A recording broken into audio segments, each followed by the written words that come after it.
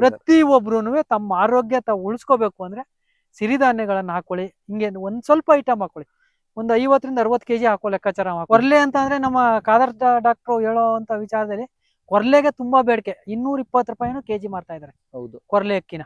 ಏನಿದೆ ನಾವು ರೈತರಾಗಿದ್ದಕ್ಕೆ ಒಂದ್ ರೋಗನ ಕಮ್ಮಿ ಮಾಡ್ದೇನೋ ಹೆಮ್ಮೆ ನಮ್ಗಿರ್ತದೆ. ಹೌದು, ಇದು ನಮ್ ಕಾನ್ಸೆಪ್ಟ್ ಆಗಿ ನಾನು ಇದನ್ನ ಸಿರಿಧಾನ್ಯಗಳನ್ನ ನಮ್ಮ ಮನೆ ಪರ್ಪಸ್ಗೆ ಅಂತ ನಾನು ಹಾಕೊಂಡು. ನಮಸ್ಕಾರ ನನ್ನ ವೀಕ್ಷಕರು, ಮತ್ತೊಮ್ಮೆ ನಿಮ್ಮೆಲ್ಲರಿಗೂ ನೈಸರ್ಗಿಕ ಬದುಕು ಚಾನೆಲ್ಗೆ ಸ್ವಾಗತ ಸುಸ್ವಾಗತ.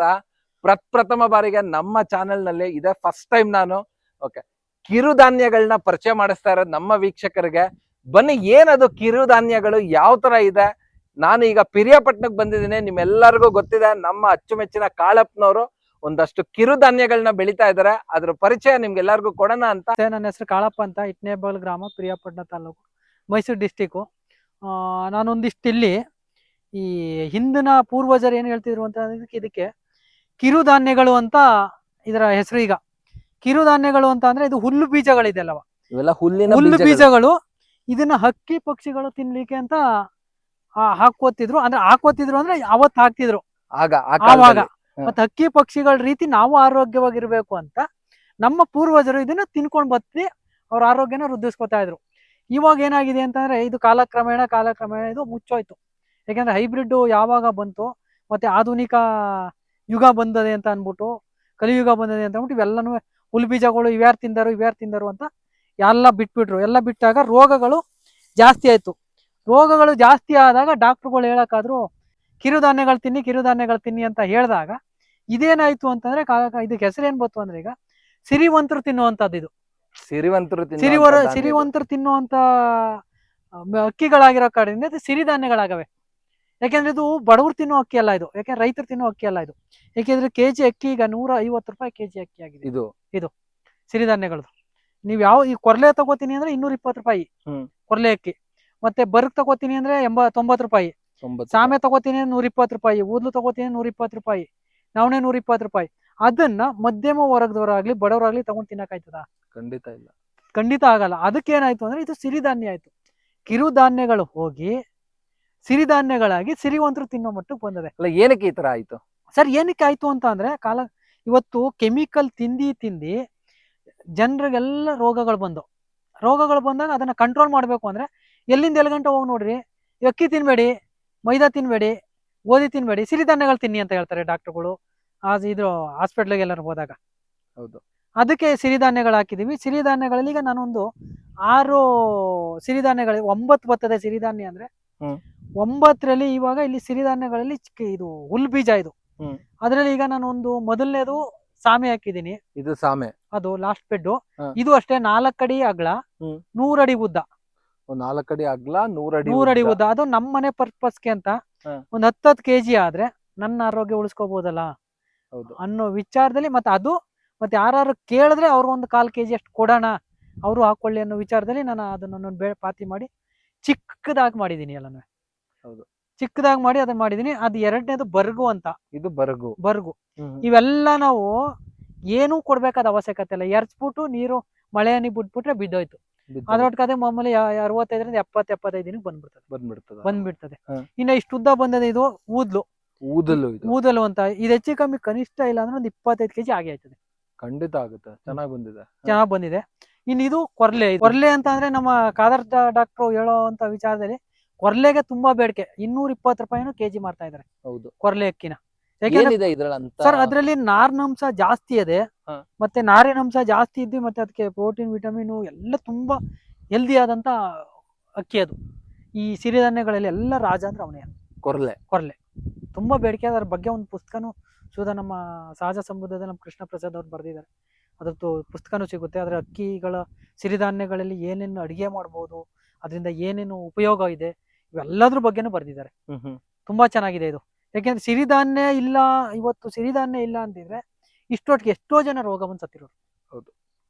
ಅದಕ್ಕೆ ಸಿರಿಧಾನ್ಯಗಳನ್ನ ಪ್ರತಿಯೊಬ್ರು ಅವ್ರವ್ರ ಮನೇಲಿ ಒಂದೊಂದು 100 ಗ್ರಾಮ್ ಹಾಕೋಬಿಟ್ರು ಒಂದು 10 kg ಬೀಜ ಆಗ್ಬಿಡ್ತದೆ ಅವ್ರಿಗೆ. ಇನ್ನು ನಾನು ಹಾಕಿರೋದೆಲ್ಲ 100 ಗ್ರಾಮ್ ಬೀಜ. 100 ಗ್ರಾಮ್ ಬೀಜ ಇದು. 100 ಗ್ರಾಮ್ ಬೀಜದಲ್ಲಿ ಒಂದು 20 kg ಆಯ್ತಾ ಇದೆ ಅಂದ್ರೆ ಯಾಕೆ ಬೆಳಿಬಾರ್ದು? ಅದಕ್ಕೇನು ಎಕರೆ ಗಟ್ಲೆ ಬೇಕಾ? ಆಗ ಅವ್ರ ಮನೆಗೆ ಈಗ 6 ವಿಧ, ನಾನು 6 ತರ ಹಾಕಿದೀನಿ ಇಲ್ಲಿ. 1 2 3 4 5 6 ತರ ಹಾಕಿದೀನಿ. 6 ತರ ಅಲ್ಲೊಂದ್ 6 ಸೇರಿ. ತರ ಅಂದಾಗ 6 ತರನು 20 ಕೆಜಿ ಅಂತಂದ್ರೆ 1 ಕ್ವಿಂಟಲ್ ಆಯ್ತು. ಹೌದು. 120 ಕೆಜಿ 120 ಕೆಜಿ ಒಂದು ವರ್ಷ ಗಂಟ ತಿನ್ನಕ್ಕಾಗಲ್ವಾ? ಆರಾಮಾಗಿ. ಆರೋಗ್ಯವಾಗಿ ಅದನ್ನ ಅಕ್ಕಿ ಮಾಡ್ಸೋದೇ ಬೇಡ ನಾವು. ಅಕ್ಕಿ ಮಾಡ್ಕೋಬೇಕಾ, ಈ ಮಿಕ್ಸಿ ಬರುತ್ತಲ್ಲ, ಮಿಕ್ಸಿ ಬಂದಾಗ ಅದಕ್ಕೆ ಟೇಪ್ ಸುತ್ತೋದು, ಕರೆಂಟ್ ಟೇಪ್ ಬರ್ತಲ್ಲ ಅದು. ಮೇಲ್ಗಡೆ ರುಬ್ಬೋದಕ್ಕೆ. ಅದಕ್ಕೆ ಅಲ್ಲ, ಮೇಲ್ಗಡೆ ಇದು ಬರುತ್ತೆ, ಬ್ಲೇಡ್ ಬರುತ್ತಲ್ಲ, ಹೌದು. ಆ ಬ್ಲೇಡ್ಗೆ ಮೇಲ್ಗಡೆಗೆ ಅದನ್ನ ಟೇಪ್ ಸುತ್ಬಿಟ್ಟು ಅಕ್ಕಿನ ಒಂದು ಹಿಡಿ ಹಾಕ್ಬಿಟ್ರೆ ಮೇಲ್ಗಡೆ ಸಿಪ್ಪೆ ಹೊಂಟೋಯ್ತದೆ. ಓ ನಾವು ತಗೊಂಡು ಹೋಗ್ಬಿಟ್ಟು ಎಲ್ಲೋ ಹೋಗಿ ಮಿಲ್ಗೆ ಮಿಲ್ ಇಲ್ಲ, ಅದು ತಿನ್ನಕ್ಕಾಗಲ್ಲ ಅನ್ನೋದು ಬೇಡ. ಅದನ್ನ ನಮ್ಮನೇಲೆ ಮಾಡ್ಕೋಬಹುದು. ಅಕ್ಕಿನ ಇಷ್ಟಿಷ್ಟು 2 ಸರಿ ಹಾಕ್ಬಿಟ್ರೆ ಒಂದು ಹೊತ್ತಿಗೆ ಅಕ್ಕಿ ಬಂದ್ಬಿಡ್ತದೆ ನಮ್ಗೆ. ಮತ್ತೆ ಇದೆಲ್ಲಾನು ನಾವು ಆಮೇಲೆ ಇನ್ನೊಂದು ಏನ್ ಮಾಡ್ಬೋದು ಅಂತ ಅದನ್ನ ಮಾಡ್ಬೋದು. ಅದನ್ನು ಮಾಡೋದು ಬೇಡ ಅಂತ ಅಂದ್ರೆ, ಈಗ ನೀವು ಗೋಧಿ ಹಿಟ್ಟು ಅಕ್ಕಿ ಮಿಲ್ಗೆ ಹಾಕ್ಸ್ಕೊಂಡು ಗೋಧಿ ಮಿಲ್ಗೆ ಹಾಕ್ಸ್ಕೊಂಡು ನೀವು ರೊಟ್ಟಿ ಆಗ್ಲಿ ಚಪಾತಿ ಆಗ್ಲಿ ತಿಂತೀರಾ. ಅದ್ರ ಬದಲಿಗೆ ಸಿರಿಧಾನ್ಯನ ಏನ್ ಮಾಡೋದು ಅಂದ್ರೆ ಮಿಕ್ಸ್ ಮಾಡ್ಕೊಳ್ಳೋದು, ಅದು ಇದು ಎಲ್ಲಾನು ಮಿಕ್ಸ್ ಮಾಡ್ಕೊಳ್ಳೋದು, ಒಂದು 5 kg ಅಷ್ಟು ಮಿಕ್ಸ್ ಮಾಡ್ಕೊಳ್ಳೋದು, ಮಿಲ್ಗೆ ಹಾಕ್ಸ್ಕೊಳ್ಳೋದು, ಜಾಡಿ ಆಡೋದು, ಮೇಲ್ಗಡೆ ಸಿಪ್ಪೆ ಎಲ್ಲ ಬರ್ತದೆ, ಕೆಳಗಡೆ ಹಿಟ್ಟು ಉಳ್ಕೋತದೆ. ಅದನ್ನ ಚಪಾತಿ ದೋಸೆ ಇಡ್ಲಿ ಮಾಡ್ಕೊಂಡು ತಿನ್ಬೋದಲ್ಲ. ಖಂಡಿತ. ಬೆಳಿಗ್ಗೆ ನಾಷ್ಟಕ್ಕೆ ಹೋಗ್ಬಿಟ್ಟು ಬಂದ್ ತರೋದು, ಅಲ್ಲಿ ಹೋಗ್ಬಿಟ್ಟು ಫಾಸ್ಟ್ ಫುಡ್ ತರೋದು, ಆಮೇಲೆ ಯಾವುದೋ ಹೋಟ್ಲಿಗೆ ಹೋಗ್ಬಿಟ್ಟು ಅನ್ನ ಸಾಂಬಾರು ಅವೆಲ್ಲ ಬೇಡ. ನಮ್ಮ ಮನೇಲೆ ಬೆಳ್ಕೊಂಡು ನಾವೇ ತಿನ್ಬೋದಲ್ವಾ ಆರೋಗ್ಯಕರವಾಗಿ. ಖಂಡಿತವಾಗಿ ಸರ್, ಇದನ್ನ 2 ದೋಸೆ ತಿಂದ್ಬಿಟ್ರೆ ಮಧ್ಯಾಹ್ನ ಗಂಟ ಸಂಧೆ ಗಂಟ ಊಟನೇ ಬೇಕಾಗಿಲ್ಲ. ಹೌದು. ಅರ್ಗಲ್ಲ, ನಾರಿನಾಂಶ ಜಾಸ್ತಿ ಎಲ್ಲ Fiber ಪ್ರತಿಯೊಂದು content. ಸಿಗುತ್ತೆ, ಫೈಬರ್ ಕಂಟೆಂಟ್ ಜಾಸ್ತಿ. ಆವಾಗ ನಮ್ಗೆ ರೋಗನೂ ಉಳಿಸ್ಕೋಬಹುದು, ಹಾಸ್ಪಿಟ್ಲ್ಗೆ ಹೋಗೋ ಅವಶ್ಯಕತೆ ಇಲ್ಲ. ಆಮೇಲೆ ಡಾಕ್ಟ್ರಿಗೆ ಹೋಗಿ ಮೆಡಿಕಲ್ಗೆ ಹೋಗಿ ನನಗೆ ಶುಗರ್ ಬಂತು ಸರ್, ನನ್ನ ಮಾತ್ರೆ ಕೊಡಿ. ಇವತ್ತೇನು ಸರ್, ಈಗ ಡಾಕ್ಟ್ರುಗಳು ಶುಗರ್ ಬತ್ತಾ ಅವ ಮಾತ್ರೆ ತಗೊಬಿಡೋ, ಶುಗರ್ ಅದೇ 200 ಅದೇ ನಿನ್ಗೆ ಅಂತಾರೆ. ಇವತ್ತು ನನಗೂ ಶುಗರ್ ಇದೆ, ಹೇಳಿದ್ರು ಡಾಕ್ಟರ್ ಹೇಳಿದ್ರು ಶುಗರ್ ಅದಪ್ಪ, ನೀನು ಮಾತ್ರೆ ತಗೊಳ್ಳೇಬೇಕು, 250 300 ಅದೇ.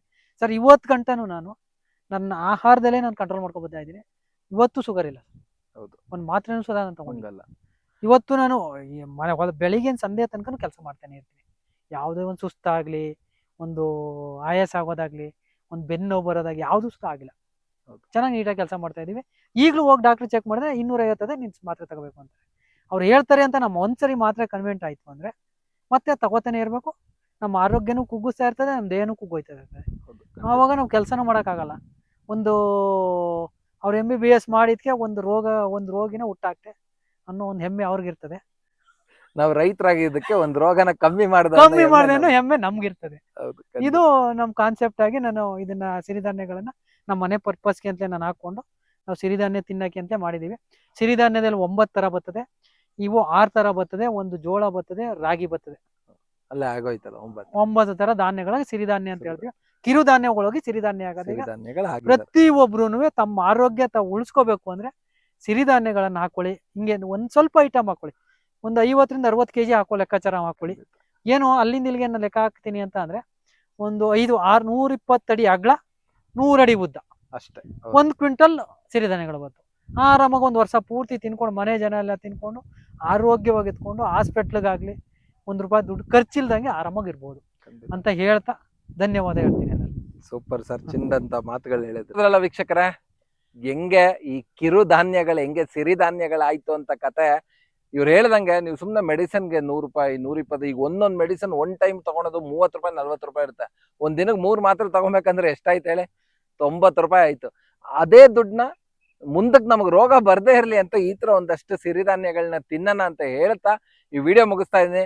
ನೀವುಗಳು ಕೂಡ ಈ ಒಂದು ಸಣ್ಣ ಬದಲಾವಣೆ ಕಡೆಗೆ ನಾವು ಹೆಜ್ಜೆ ಇಡೋಣ. ಮತ್ತೆ ನಮ್ಮ ಪೂರ್ವಿಕರು ಏನೇನ್ ತಿಂತಿದ್ರು ಅದನ್ನೆಲ್ಲ ಬೆಳೆದೆ ಮತ್ತೆ ಇದಕ್ಕೆ ನಾವು ಕಿರಿಧಾನ್ಯ ಅಂತ ಹೆಸರು ಕೊಡೋ ಅಂತ ಒಂದು ಪೀಳಿಗೆಗೆ ಸೇರ್ಕೊಳ್ಳೋಣ ಅಂತ ಹೇಳ್ತಾ ಈ ವಿಡಿಯೋ ಮುಗಿಸ್ತಾ ಇದ್ದೀನಿ. ಮತ್ತೊಮ್ಮೆ ನಿಮ್ಮೆಲ್ಲರಿಗೂ ನೈಸರ್ಗಿಕ ಬದುಕು ಚಾನಲ್ ಇಂದ ಹೃದಯಪೂರ್ವಕ ವಂದನೆಗಳು, ಧನ್ಯವಾದಗಳು, ಶುಭ ದಿನ.